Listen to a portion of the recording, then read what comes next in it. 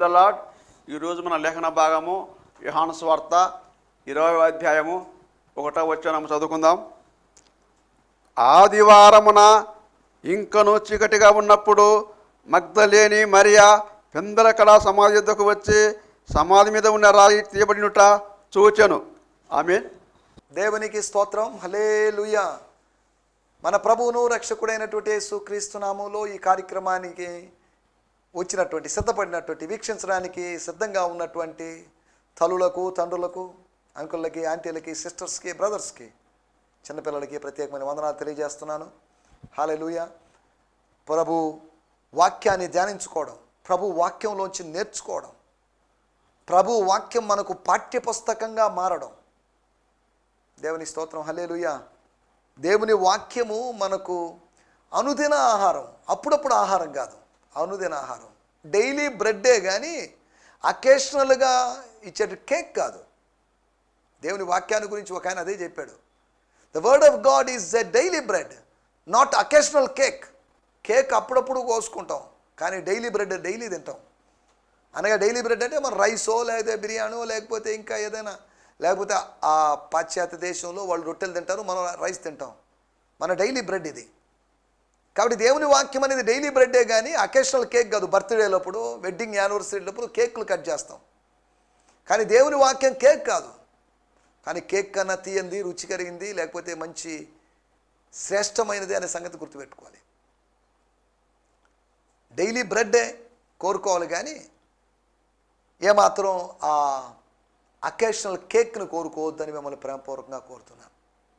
రండి, డైలీ బ్రెడ్ని మనం భుజిద్దాం, వేకువ మన్నాను భుజిద్దాం. ఇది వేకువేం కాదనుకోండి, ఇంచుమించు ఉదయం అయిపోయింది, సూర్యోదయం జరిగింది. ఏదేమన్నప్పటికీ 8 గంటల సమయం, మనం దేవుని వాక్యాన్ని ధ్యానిస్తున్నటువంటి సమయం. ఈ సమయంలో యోహాను సువార్త 20వ అధ్యాయము 1వ వచనం. గత ఎపిసోడ్లో కూడా మనం యోహాను సువార్త 20వ అధ్యాయము 1వ వచనం నుంచి ధ్యానించుకున్నాం. 20వ అధ్యాయం 1వ వచనంలో గత ఎపిసోడ్లో చీకట్లో ఏం జరిగింది, చీకట్లో జరిగినటువంటి 4 విషయాలు మీకు గుర్తు చేశాను. చీకట్లో యేసు ప్రార్థన జరిగిందని, చీకట్లో యేసు ప్రాణార్పణ జరిగిందని, అంతేకాకుండా చీకట్లో పరిసయుడైనటువంటి నికోదేమస్, సన్హెద్రిన్ సంఘ సభ్యుడైనటువంటి నికోదేమస్ యొక్క ప్రాకులాట మనకు ప్రదర్శితమైందని, అంతేకాకుండా చీకట్లో ఒక కష్టతరమైన ప్రయాణం సమాధి దగ్గరికి, సమాధుల తోట దగ్గరికి. పగలు సమయమే సమాధి దగ్గరికి వెళ్ళడానికి భయపడతామే, కానీ అటువంటిది ఇప్పుడు ఏకంగా చీకట్లో ఒక స్త్రీ లేకపోతే ఒంటరిగా ప్రయాణిస్తూ సమాధి దగ్గరికి చేరుకున్న సందర్భాన్ని మనం చూస్తాం. చీకట్లో జరిగినటువంటి ప్రయాణం అని 4 విషయాలు. మరియ యొక్క ప్రయాణం, యేసు యొక్క ప్రార్థన మరియు యేసు యొక్క ప్రాణార్పణ, నికోదేము యొక్క ప్రాకులాట, మరియ యొక్క ప్రయాణము చీకట్లో జరిగాయి అని మనం గత ఎపిసోడ్లో మాట్లాడుకున్నాం. ఈ ఎపిసోడ్లో మనం ఆలోచించేటువంటి మాట యోహాను సువార్త 20వ అధ్యాయము 1వ వచనం. స్తోత్రం. ఆదివారమున ఇంకను చీకటిగా ఉన్నప్పుడు మగ్దలేని మరియా పెందలకడ సమాధి యొద్దకు వచ్చి సమాధి మీద ఉన్న రాయి తీయబడి ఉండుట చూచెను. దేవునికి స్తోత్రం. హల్లెలూయా. ఫాదర్స్ లైఫ్ న్యూ టెస్టిమెంట్లో కూడా మనం చదువుకుందాం. ఫాదర్స్ లైఫ్ న్యూ టెస్టిమెంట్ మీరు ఉచితంగా పొందుకోవచ్చు. agrainofwheat.org అనేటువంటి వెబ్సైట్కి వెళ్ళి అందులో బుక్ రిక్వెస్ట్ అనేటువంటి ఆప్షన్కి వెళ్ళి క్లిక్ చేసి అక్కడ ఒక ఫామ్ వస్తుంది. ఆ ఫామ్ ఫిల్ చేసి, అనగా మీ పేరు వివరాలని ఫిల్ చేసి సబ్మిట్ చేస్తే ఒక 2 నెలలలోపు వారు మీకు ఫాదర్స్ లైఫ్ న్యూ టెస్టిమెంట్ అనేటువంటి చక్కటి ఆధునిక అనువాదాన్ని మీకు ఉచితంగా పంపిస్తారు. కొత్త నిబంధన మాత్రమే కనుక ఈ అవకాశాన్ని వినియోగించుకోండి. ఈ సమయంలో ఫాదర్స్ లైఫ్ న్యూ టెస్టిమెంట్లోంచి స్తోత్రం స్తోత్రం. Now on the first day of the week, Mary Magdalene came to the tomb early. She came to the tomb early. While it was still dark. And darkness was dominating still. And saw that the stone had been taken away from the tomb. She saw a incident. She saw a scene. That stone was rolled away or taken away. దేవుని స్తోత్రం. ఆ రోజు ఆదివారం ఉదయాన జరిగిన సంఘటన గురించి ఒక హిస్టారిక్ ఒక చారిత్రాత్మకమైన విషయాన్ని గురించి పత్రికలో రాసినట్టు రాయడం లేదు, అలాగని ప్రవచనాత్మకంగా ఇక్కడ యోహాను చెప్పడం లేదు, అక్షరార్థంగా ఆయన చెప్తున్నాడు. ఆ రోజు ఆదివారం ఉదయం ఒక నవల రాసినట్టుగా ఈ స్టోరీ రాస్తున్నాడు. యేసు ప్రభు జీవిత చరిత్ర ప్రస్తావిస్తున్నాడు. అనగా మత్తయి అనేటువంటి ఆయన, మార్క్ అనేటువంటి ఆయన, లూకా అనేటువంటి ఆయన నవలు రాశారు. 3 నవలు అని కాదు నా అర్థం, అంటే మీకు అర్థం కావడం ఆ నెరేషన్, లేకపోతే this is the gospel or this is the life of Jesus Christ, the earthly life of Jesus Christ according to his disciple John. ఆ రోజు ఆదివారం మగ్దలేనే అనే ప్రదేశానికి చెందిన మరియా ఇక సూర్యుడు ఉదయించడానికి ముందుగా, అనగా చీకటి ఉండగా లేచి ఆ సమాధి దగ్గరికి వెళ్ళింది. ఆ సమాధి అనగా యేసు సమాధి, అనగా తన మనసులో వేరు సమాధులు లేవు. తన తాత సమాధి, తన అవ్వ సమాధి, వీళ్ళ సమాధులు గుర్తు చేసుకోవడం లేదు. ఆ సమాధి తనకిష్టమైన వ్యక్తి, తనను దురాత్మల నుంచి విడిపించిన వ్యక్తి యొక్క దేవుని కుమారుడైనటువంటి యేసు యొక్క సమాధి, యేసు దేహాన్ని ఉంచినటువంటి సమాధి, ఆ సమాధి దగ్గరకు వెళ్ళింది. దూరం నుంచే సమాధి చూసిందని కాదు, దగ్గరికి వెళ్ళింది. దగ్గరికి వెళ్ళినప్పుడు దాని ద్వారానికి ఉన్న రాయి, మూయబడినటువంటి ఆ రాయి, బలమైన రాయి, ఆ పెద్ద రాయి తీసివేయబడి ఉండడం చూసిందని కాదు, గమనించింది. She observed. దేవునికి స్తోత్రం, హల్లెలూయా. కారణం ఏంటంటే మరలా తిరిగి వెళ్ళి సహోదరులారా, పీటర్ గారు, పీటర్ అన్నయ్య, పీటర్ బ్రదర్, జాన్ బ్రదర్, అయితే జేమ్స్ బ్రదర్ అని బ్రదర్స్తో చెప్పినట్టు మాట ఏంటంటే, నేను చూశాను సమాధి మీద ఉన్నటువంటి ముందున్నటువంటి రాయి నాకు తెలుసు, నేను అప్పుడు చూశాను.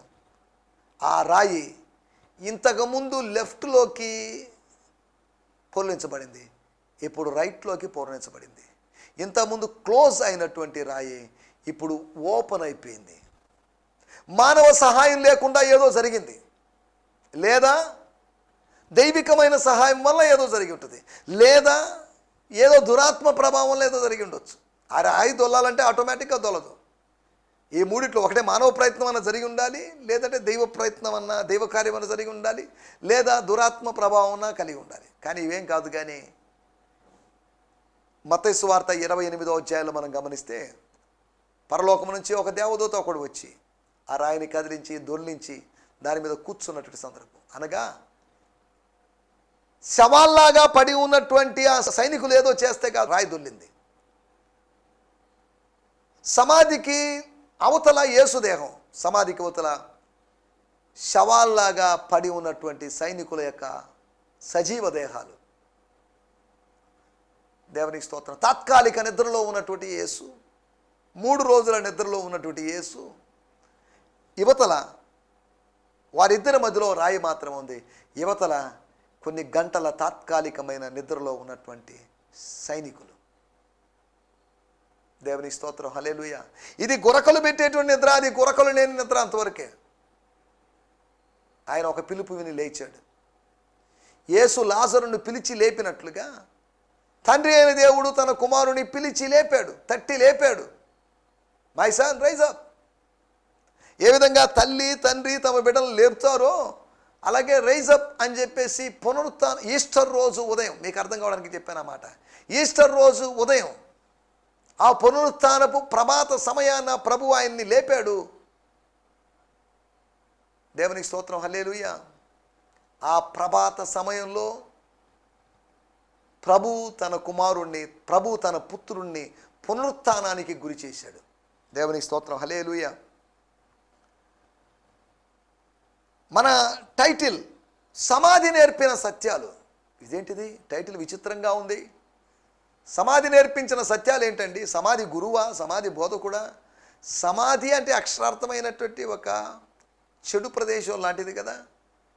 సమాధి అంటే ఇంకా కొద్దిగా ఆలోచిస్తే ఈ యోగా ధ్యానాలు వాటిలో సమాధి అనేది ఒక ఎక్స్పీరియన్స్ కదా, డీపర్ ఎక్స్పీరియన్స్ కదా, డీప్ మెడిటేటివ్ ఎక్స్పీరియన్స్ కదా.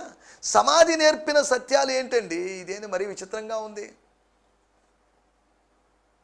దేవుని స్తోత్రం, హల్లెలూయా. సమాధి గురువు కాదు, ఉపాధ్యాయుడు కాదు, అధ్యాపకుడు కాదు.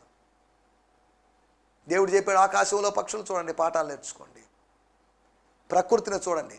ప్రకృతి అనేది పాఠ్యపుస్తకం లాంటిది. ఏ విధంగా పరిశుద్ధ గ్రంథం, నేను ఆరంభంలో చెప్పినట్టుగా పరిశుద్ధ గ్రంథం మనకు పాఠ్యపుస్తకం, పరిశుద్ధుల పాఠ్యపుస్తకం పరిశుద్ధ గ్రంథం. దేవుని స్తోత్రం, హల్లెలూయా. పాపులైన వారు, పాపంలో ఉంటున్నవారు, పరిశుద్ధతకు దూరంగా ఉండే వాళ్ళలో కొంతమంది యొక్క పాఠ్యపుస్తకం ఫేస్బుక్. అందరికీ కాదు, నా స్టేట్మెంట్ కూడా కొంచెం జాగ్రత్తగా ఆలోచించాలి.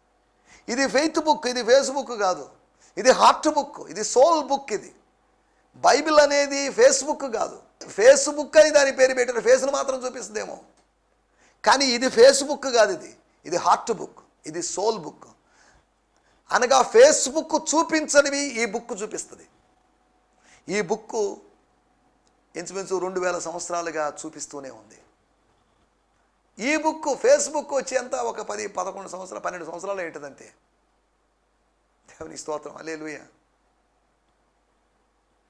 కానీ ఫేస్బుక్కి ఈ ఫెయిత్ బుక్కి తేడా ఉంది. చాలామంది చదివేది ఆ ఫేస్బుక్ చదువుతున్నారు, కానీ ఈ ఫెయిత్ బుక్ను చదివేది చాలా తక్కువ మంది. మా స్థానిక సంఘంలో నేను ఈ మధ్యకాలం ప్రతి శుక్రవారం వెళ్తున్నట్టు స్థానిక సంఘంలో, బాలెడిపాలెం సంఘంలో యవనస్తులకి నేను ఛాలెంజ్ ఇచ్చాను. చదవండి, సామెతల గ్రంథం చదవండి, లేకపోతే కొత్త నిబంధన పూర్తి చేయండి అనే సవాలు ఇచ్చాను నేను. వాళ్ళు స్వీకరించారు, వాళ్ళు బైబిల్ చదువుతున్నారు. మీ సంఘంలో యవనస్తులు బైబిల్ చదవాలి. యవనస్తులైన పెద్దవాళ్ళు ఎవరు చదవకూడదు అంటారేమో, అందరూ చదవాలి బైబిల్. ప్రాముఖ్యంగా యవనస్తులు బైబిల్ చదవాలి, యవనస్తులు దేవుని వాక్యాన్ని చదవాలి. మా తమ్ముడు కుమార్తెని, మా చెల్లి కుమారుణ్ణి, కుమార్తెని తరచుగా ప్రతిరోజు ఉదయం లేచావా, ప్రార్థన చేసుకున్నావా, బైబిల్ చదివావా, బైబిల్ ఏం చదివావు, ఎన్నో కీర్తన చదివావు, లేకపోతే ఏం చదివావు, దాంట్లో ఏముంది. ఈరోజు నేను మా తమ్ముడి కుమార్తెని అడిగాను, ఏమ్మా లేచావా, ప్రార్థన చేసావా అని. చేశాను. ఏం చదువుకున్నావు, 1 పేతురు 2వ అధ్యాయం చదివానని చెప్పింది. ఏం చదివావు నువ్వు అని అడిగాను నేను. చదివింది కానీ గుర్తులేదు. మన యవనస్తులు బైబిల్ చదవాలి. వాళ్ళు న్యూస్ పేపర్లో చదివేదానికన్నా, వేరు పుస్తకాలు చదివేదానికన్నా దేవుని గ్రంథాన్ని చదవడం వాళ్ళు అలవాటు చేసుకోవాలి. దేవునికి స్తోత్రం, హల్లెలూయా.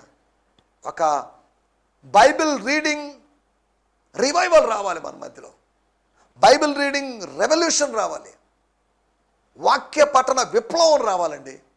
వాక్య పఠన ఉద్యమం జరగాలి, వాక్య పఠన ఉద్యమం జరగాలి. సరే, దేవునికి స్తోత్రం, హల్లెలూయా. మన ఇక్కడ సమాధి నేర్పినటువంటి పాఠాలు, లేకపోతే సమాధి నేర్పిన సత్యాలు. సమాధి ఏం చెప్తుంది? ఒకవేళ సమాధికి స్వరం ఇస్తే, సమాధికి వాక్కునిచ్చామనుకోండి, గాడిదకు యెహోవా వాక్కునిచ్చాడు కదా, వాక్కునిచ్చినప్పటికి సైలెంట్గా ఉందా ఏంటి? గాడిదకు వాక్కునిచ్చినప్పుడు అంటే ఆ గాడిద స్వరాన్ని, ఆ భయంకరమైన స్వరాన్ని, ఆ కర్ణకఠోరమైన స్వరాన్ని తొలగించి మాధుర్యమైన మానవ స్వరాన్ని ఇచ్చాడు. ఏ స్వరమో మరి తెలియదు, ఎవరి స్వరం ఇచ్చాడో మరి తెలియదు, ఏ ప్రవక్త స్వరం ఇచ్చాడో తెలియదు.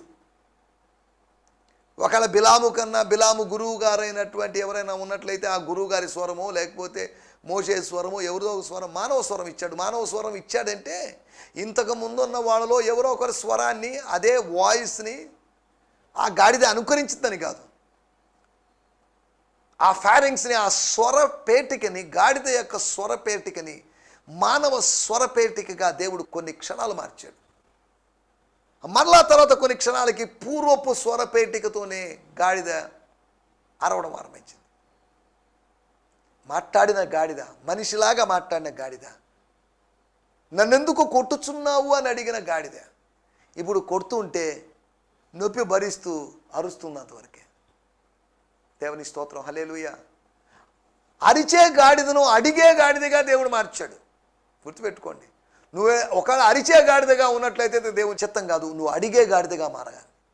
ప్రార్థనలో అడిగే గాడిదగా, ప్రార్థనలో అడిగే పరిశుద్ధుడిగా నువ్వు మారాలి. ఎంచేపటికి అరుస్తున్నావు, నీ స్వరం ఎవరికి ఇష్టం లేదు, నీ శబ్దం ఎవరికి ఇష్టం లేదు. గాడిద స్వరాన్ని ఎవరు ఇష్టపడతారండి? బా, చాలా కోయిల లాంటి స్వరం అండి అనే అవకాశం లేదు. గాన కోయిల అంటారు కానీ గాన గార్ధపం అని అనరుగా. గాన కోయిల, దాని వాయిస్ అద్భుతంగా ఉంది. గాడిదకి కోయిలకి తేడాలు ఉన్నాయి, స్వరాల్లో తేడాలు ఉన్నాయి. మళ్ళీ వినాలనిపిస్తుంది కోయిల స్వరం, గాడిద స్వరం వద్దు బాబు అనిపిస్తుంది. ఎందుకు చెప్తున్నా అంటే,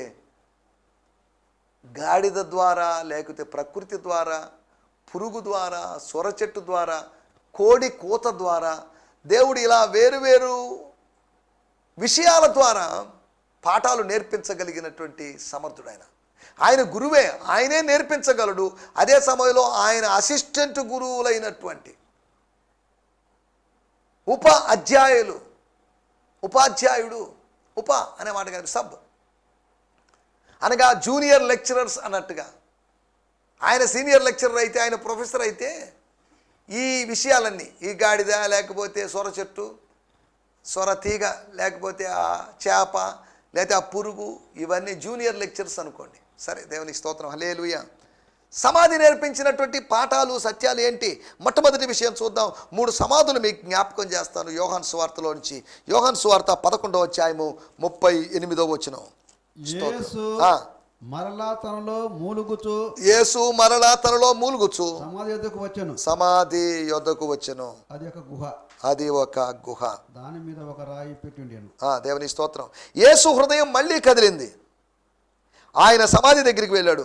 ఆ సమాధి ఒక గుహలా ఉంది, ఒక రాయి దానికి అడ్డంగా పెట్టబడి ఉంది. దేవుని స్తోత్రం. యేసు ఇప్పుడు ఎక్కడున్నాడో తెలుసా? ఒక సమాధి ముందు ఉన్నాడు. లాజరు సమాధి ముందు ఉన్నాడు. సమాధి నేర్పిస్తున్నటువంటి పాఠం, మొట్టమొదటి పాఠం, మనుషులకు నిస్సహాయత ఉంది అనే పాఠం నేర్పిస్తుంది. మనుషులు బలహీనత చేత ఆవరించబడుతున్నారు. మనుషులందరూ చావాల్సిందే. మనుషులందరూ ఈ ప్రదేశానికి రావాల్సిందే. ఎంతటి వాడివైనా, ఎంతటి గనుడివైనా, అందగాడివైనా, ఆటగాడివైనా, మాటగాడివైనా, పాటగాడివైనా కానీ, థీయిస్టువైనా, ఎథిస్టువైనా, కమ్యూనిస్టువైనా లేదా సోషలిస్టువైనా కానీ, ఏనాటికైనా ఈ కాయము మాయమగుటే ఖాయం. ఎంత చక్కగా రాశారండి దేవజనులు. ఏనాటికైనా ఈ కాయం, ఈ దేహం మాయమవడం, అదృశ్యమైపోవడం ఖాయం, అంటే గ్యారంటీ. దేవుని స్తోత్రం. గుర్తుపెట్టుకోండి, నీ దేహం అందంగా ఉందని అతిశయిస్తున్నావేమో, బలంగా ఉందని అతిశయిస్తున్నావేమో, ఇమ్యూనిటీ పవర్ ఉందని అతిశయిస్తున్నావేమో, యాంటీబాడీస్ డెవలప్ అవుతున్నాయని చెప్పేసి నువ్వు అనుకుంటున్నావేమో. ఏనాటికైనా ఈ కాయము మాయమొగుటే ఖాయము. దేవుని స్తోత్రం, హల్లెలూయా. మనం ఆలోచిస్తున్నట్టు మాటలు ఏంటంటే, మరణము ముందు చేతులు కట్టుకొని నిలబడాల్సిందే. మరణాన్ని ధిక్కరించిన వాళ్ళు, మరణం మీద తిరుగుబాటు చేసిన వాళ్ళు ఎవరు లేరు. మానవుల యొక్క నిస్సహాయత ఇలా చెప్పినప్పుడు ఏదో కాల్వినిస్టిక్ థియాలజీ TULIP అని చెప్పినటువంటి 5 పాయింట్ల కాల్వినిజాన్ని నేను బోధించడం లేదు, సందర్భం కూడా కాదు. మొట్టమొదటిది టోటల్ డిప్రేవిటీ. టీ అనేటువంటి మాటను ఉద్దేశించి వాళ్ళు టోటల్ మానవ నిస్సహాయత. మానవుడు నిస్సహాయుడు. వాడికి ఒక గమ్యాన్ని దేవుడు నిర్ణయించాడు. వాడంతటా వాడు గమ్యం నిర్ణయించుకోలేడు. వాడంతటా వాడు రక్షణ పొందలేడు. వాడు ఇంచుమించు కాల్వినిజం సిద్ధాంతం ప్రకారం ఒక మానవుడు ఒక కీలు బొమ్మ లాంటోడు, తోలు బొమ్మ లాంటోడు, ఎవరు ఆడిస్తే ఆడించేవాడు. సరే, దేవుని వాక్యం వాటన్నిటిని ఇలా చెప్పడం లేదు, వాటి వేరే విధానాలు ఉన్నాయి, వేరే విషయాలు ఉన్నాయి. దీన్ని కౌంటర్ చేస్తూ ఆర్మేనియనిజం, జకబస్ ఆర్మేనియస్ అనేటువంటి ఒక వ్యక్తి వీటిని వ్యతిరేకిస్తూ కొన్ని సిద్ధాంతాలు ప్రతిపాదించాడు. వాటిలోకి వెళ్ళడం లేదు. ఒకటి, మానవుల యొక్క నిస్సహాయత. మానవులకు ఆ సమాధి ముందు అనేకులు నిలబడ్డారు. ఓకే, బాగానే ఉంది. ఆ సమాధి ముందు అక్కలు నిలబడ్డారు. ఆ సమాధి ముందు చెల్లెలు నిలబడ్డారు. ఆ సమాధి ముందు మరియా, మార్తా అందరూ నిలబడ్డారు. యూదులు నిలబడ్డారు. ప్రధాన యాజకులు నిలబడి ఉండొచ్చు, యాజకులు నిలబడి ఉండొచ్చు, లేవీయులు నిలబడి ఉండొచ్చు, సమాజ మందిరపు పెద్దలు నిలబడి ఉండొచ్చు. కానీ అన్నిటికన్నా ప్రాముఖ్యంగా ఆ సమాధి ముందు ఒక వ్యక్తి నిలబడ్డాడు. ఆయన పేరు యేసు. యేసు ఎక్కడ నిలబడ్డా మార్పు జరుగుతుంది. యేసు ఎక్కడ నిలబడ్డా ఆ పరిస్థితుల్లో మార్పు జరుగుతుంది. ఒక కొలనులో, ప్రశాంతమైన కొలనులో రాయేస్తే తరంగాలు, రిపుల్స్ ఏ విధంగా వస్తాయో, యేసు ఎక్కడ ఉంటే అక్కడ ఇన్ఫ్లుయెన్స్, ప్రభావం, అధికారం ఉంటుంది. దైవ సాన్నిధ్యం అలుముకుంటుంది. మరణానికి అక్కడ అవకాశం లేదు. మరణము మరణించబడేటువంటి సమయం వచ్చేసింది. మరణము ఓడిపోయేటువంటి సమయం వచ్చేసింది. Jesus was there. జీవాధిపతి అక్కడ ఉన్నాడు. ప్రిన్స్ ఆఫ్ లైఫ్ అక్కడ ఉన్నాడు. దేవుని స్తోత్రం. పరలోకపు జీవాధిపతి అక్కడ ఉన్నాడు. ప్రధాన యాజకుడు కాదు ఆయన. ఆయన ప్రధాన యాజకుడు కానే కాదు, ఆయన కన్నా గొప్పవాడు. పరలోకపు దేవుడే శరీరాకారిగా అలా వచ్చినప్పుడు ఆయన యేసు అనే నామంతో వచ్చాడు. దేవునికి స్తోత్రం, హల్లెలూయా. మొట్టమొదటి విషయం, యేసు అక్కడ ఉన్నాడు. యేసు ఉన్నాడు. If Jesus is there would be a difference. దేవునికి స్తోత్రం. యేసు ఉన్న చోట మార్పు జరుగుతుంది, ఒక భిన్నమైనటువంటి అనుభవాలు ఉంటాయి. దేవునికి స్తోత్రం. అందరూ వచ్చారు, ఓకే ఏం చేస్తాం, సమాధి బాగానే ఉంది, రాయి పెద్దదే, ఓకే అంత బాగానే ఉంది. చివరి టైంలో చూడడానికి, కలుసుకోలేకపోవడానికి, చివరి చూపు చూడడానికి రాలేకపోయామండి. రెస్ట్ ఇన్ పీస్, ఆర్ఐపి అని చెప్పడానికి ప్రభు రాలేదు. దేవుని స్తోత్రం. మనమైతే ఎవరైనా చచ్చిపోయారంటే వెంటనే ఆర్ఐపి అని పెడుతున్నాం, రెస్ట్ ఇన్ పీస్ అని. దేవుని స్తోత్రం. హల్లెలూయా. ఇక్కడ మనం ఆలోచిస్తున్న మాట ఏంటంటే, యేసు ప్రభు రావడంతోనే ఆయన హృదయం కదిలింది. He was moved with compassion. ఏదో చేయాలి నేను, I have to do something, I will do something, I will resurrect this guy. ఈ అబ్బాయిని లేకపోతే ఈ యవనస్తుని నేను లేపాలని తీర్మానం తీసుకున్నాడు. రాయిని దొర్లించండి అన్నాడు.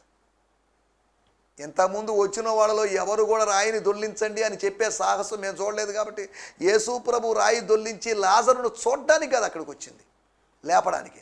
అందరూ చూడడానికి వచ్చేవాళ్ళు వస్తున్నారు, కానీ యేసు చూడడానికి కాదు, లేపడానికి వచ్చాడు. దేవునికి స్తోత్రం. హల్లెలూయా. మరణం ముందు మానవులందరూ నిస్సహాయులే. ఎవ్రీవన్, ధనవంతుడైనా దరిద్రుడైనా కానీ నిస్సహాయుడే, హెల్ప్లెస్, నిరుత్తరుడే అనే సంగతిని గుర్తు చేస్తున్నాను. నెంబర్ 1, సమాధి నేర్పించేటువంటి పాఠం, లాజరు యొక్క సమాధి మనకు నేర్పించేటువంటి పాఠం ఏంటంటే, ఓ మానవుడా నువ్వు నిస్సహాయుడివే, యు ఆర్ హెల్ప్లెస్. రెండో విషయాన్ని నేను మీకు జ్ఞాపకం చేస్తాను. యోహాను సువార్త 19వ అధ్యాయము 41వ వచనం. అక్కడ మరొక సమాధి మనకు కనిపిస్తుంది. రెండవ సమాధి, యోహాను సువార్తలో ప్రస్తావించబడిన రెండవ సమాధి.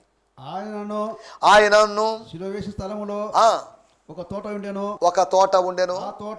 ఆ తోటలో ఎవడును ఎప్పుడును ఉంచబడిన క్రొత్త సమాధి ఒకటి ఉండెను. దేవుని స్తోత్రం. యేసును సిలువకు వేసిన చోట ఒక తోట ఉంది. ఆ తోటలో ఒక కొత్త సమాధి ఉంది. ఆ సమాధిలో అంతవరకు ఎవరిని ఉంచలేదు. ఒక సమాధి, లాజరు దేహం కలిగిన సమాధి మొట్టమొదటి సమాధి.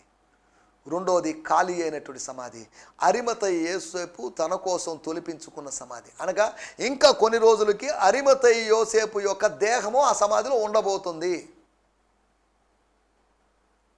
లాజరు శరీరము ఏ విధంగా ఆ సమాధిలో ఉందో అలాగే అరిమతయి యోసేపు యొక్క దేహము ఆ సమాధిలో ఉంచబడబోతుంది. కానీ ఆశ్చర్యకరంగా అందులో యేసు దేహం ఉంచబడింది. 3 రోజులు మాత్రమే ఉంచబడింది. తర్వాత మళ్ళీ అరిమతయి యోసేపు యొక్క దేహం ఉంచబడిందో లేదో మనకు తెలియదు. లేకపోతే బహుశా ఏంటి, వాస్తవంగా చెప్పాలంటే ఆ సమాధి ఇప్పటికీ తెరవబడింది. దేవుని స్తోత్రం. దాన్ని యేసు సమాధి అన్నారు, కానీ దాన్ని ఇప్పుడు ఎవరు అరిమతయి సమాధి అనడం లేదు, యోసేపు సమాధి అనడం లేదు. యేసు ఉంచబడినటువంటి సమాధి, యేసు 3 రోజులు ఉంచబడినటువంటి సమాధి. రెండవ సమాధి అది తెరవబడి వెయిటింగ్ చేస్తుంది. ఎప్పుడు వస్తావా? తెరవబడిన తలుపు ఎదురు చూస్తున్నట్లుగా, తెరవబడిన తలుపు దగ్గర ఉన్నటువంటి స్త్రీ తన భర్త కోసం ఎదురు చూస్తున్నట్టుగా, తెరవబడిన తలుపు దగ్గర కుమారుడు తన తండ్రి కోసం ఎదురు చూస్తున్నట్లుగా చేతులు చాపి ఎదురు చూస్తుంది తలుపు. కమాన్, లోపలికి రండి. మరణము ఎదురు చూస్తుంది, జాగ్రత్త. సంహార దూత మన దగ్గర ఉన్నాడు, వాడు ఎదురు చూస్తున్నాడు. కరోనా టైంలో మరణం ఎంత విలయ తాండవం ఆడిందో మనకు తెలుసు. ఇర్మియా గ్రంథంలో మనం చూస్తే మరణము మన కిటికీలు ఎక్కుచున్నది అని రాయబడింది. మొదటి సమూయేలు గ్రంథము 20వ అధ్యాయము 3వ వచనంలో మనం గమనిస్తే అక్కడ రాయబడిన మాటలు ఏంటంటే, దావీదు చెప్తున్నాడు జోనాతాన్తో, దావీదు చెప్తున్న మాటలు, నాకును మరణమునకును అడుగు మాత్రం దూరం ఉంది. అడుగు మాత్రం, ఒక అడుగే దూరం. Very near, death is very near to me. సంహార దూత మనల్ని దాటిపోవాలి. సంహార దూత మనకు సెలవు తీసుకొని పోవాలి. ఏదో పొరపాటున నీ దగ్గరికి వచ్చాను అని అనాలి. మన మరణం వాయిదా పడాలి. హిజ్కియా యొక్క మరణం 15 సంవత్సరాలు వాయిదా పడింది. మన మరణాలు కూడా వాయిదా పడాలి. 3rd వేవ్లో వాయిదా పడాలి, 4th వేవ్లో వాయిదా పడాలి, 5th వేవ్లో వాయిదా పడాలి. ఇక రావాలి 6th, 7th, 8th, 9th అప్పుడు కూడా వాయిదా పడతానే ఉండాలి. మనం దీర్ఘాయుష్తో సజీవులను దేశంలో యెహోవా దయను పొందుతున్న నమ్మకంతో మనం జీవించాలి. దేవునికి స్తోత్రం. హల్లెలూయా. రెండవది, మరణం ఎదురు చూస్తుంది. Death is waiting. దేవునికి స్తోత్రం. Human beings or humanity is helpless. అది సమాధి నేర్పించిన పాఠం. రెండవది అరిమతయి యోసేపు సమాధి, అది యేసుప్రభు సమాధి అని అనలేము. అది నేర్పించిన పాఠం మనకు డెత్ ఈజ్ వెయిటింగ్. మన వయసు పెరుగుతుంది, నా వయసు పెరుగుతుంది. ఒక్కో రోజు గడుస్తున్న కొలది నా మరణానికి నేను దగ్గర పడుతున్నాను. నా ప్రభువు రాబోతున్నాడు, ఆ రాకడకు దగ్గర పడుతున్నాను. నా మరణానికి దగ్గర పడుతున్నాను. ఎంటుకలన్నీ నెరిచిపోయినాయి, వయసు వచ్చేసింది, యుక్త వయసు లేకపోతే యవన వయసు దాటాను, మధ్య వయసు ఇంచుమించు వృద్ధాప్యంలో ప్రవేశించబోతున్నాను. దేవునికి స్తోత్రం, హల్లెలూయా. ఇంక కొంతకాలానికి నేను మరణిస్తాను. దేవునికి స్తోత్రం. అయినా పర్లేదు, స్తోత్రం, హల్లెలూయా. మరణం గురించి, మరణము నా తలుపు తట్టినప్పుడు సంతోషంగా వెల్కమ్ అని ఆహ్వానిస్తాను అని రవీంద్రనాథ్ ఠాగూర్ తన పద్యంలో, తన కవితలో చెప్పినట్లుగా. దేవునికి స్తోత్రం, హల్లెలూయా. మరణానికి మనం ఎందుకు భయపడాలండి? ఇట్స్ లైక్ ఏ షాడోకి ఎవరైనా భయపడతారేంటి? మూడో విషయాన్ని నేను మీకు జ్ఞాపకం చేస్తాను. యోహాను సువార్త 20వ అధ్యాయము 1వ వచనం. ఆదివారమున ఇంకను చీకటిగా ఉన్నప్పుడు మగ్దలేని మరియా పెందలకడ సమాధి యొద్దకు వచ్చి సమాధి మీద ఉన్న రాయి తీయబడిన చూచెను. దేవుని స్తోత్రం.